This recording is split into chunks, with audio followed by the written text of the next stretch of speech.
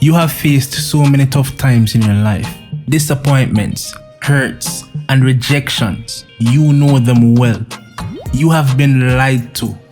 You have been betrayed by the people who you thought would have had your back. People who you thought would have been there for you.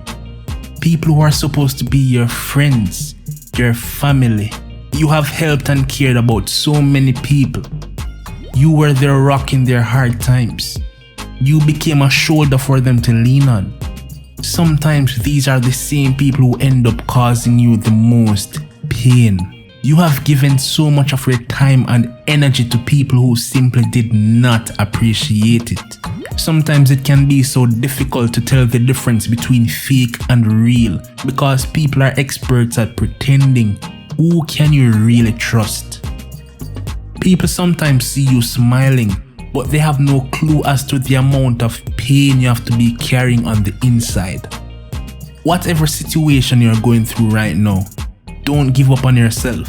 Life can be tough and it can feel as if you're all alone. But you have come too far and have been through too much to give up right now.